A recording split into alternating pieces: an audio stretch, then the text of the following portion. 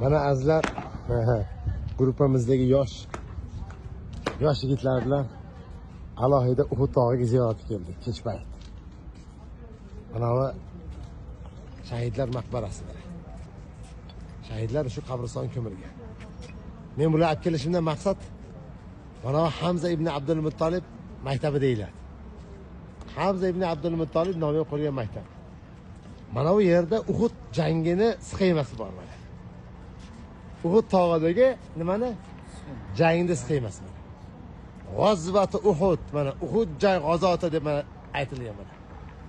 Ko'rsam yuringlar, kelinglar mana. Subhanalloh, ajoyib qilib maktabdagi yoshlar chizgan ekanda buni-chi mana. Mana zangori musulmonlar lashkarining harakati, sariq mushriklar harakati, qora munofiqlar qaytib ketishi. Hozir shu haqida bitta ozgina ma'lumot beraman endi mana. Subhanalloh. Hada. Mana nimadan boshlaymiz? Kelinglar mana. Mana kelamiz. Mana bu Madina Munawvara haram. Tushunarlimi? Mana haram sharif mana. Madina xalqi, mana uylar sallallohu alayhi vasallam mingta sahoba bilan nima qildi? Yo'lga chiqdilar. Mingta sahoba bilan. Yo'lda yarmi bosh del 3dan 1 ekanda munofiqlar lashkari qanchasi? 3dan 1 qaytib o'tdi. 300 tasi.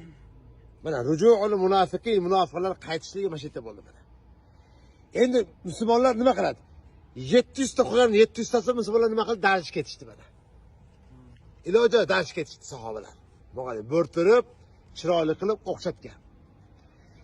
Endi eng qizig'i mana bu tog'larning orasidan kelib mana bu yerga Xolid ibn Valid mana nima qildi?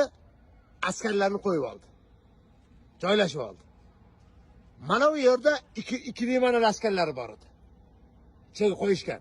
Asl Uhud tomonidan yonboshdan kelishdi mana 3000 ta askar. Mana. Ha, Uhuddan yonbosh mana bu betdan.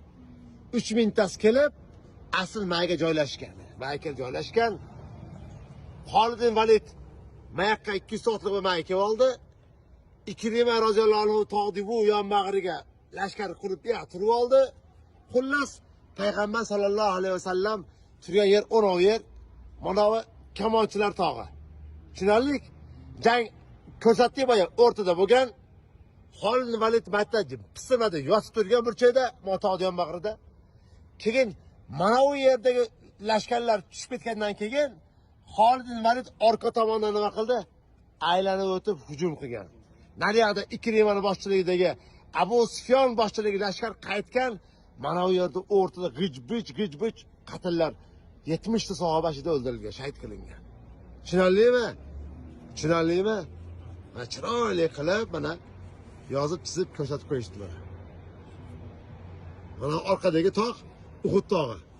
Uzunligi 12 kilometr.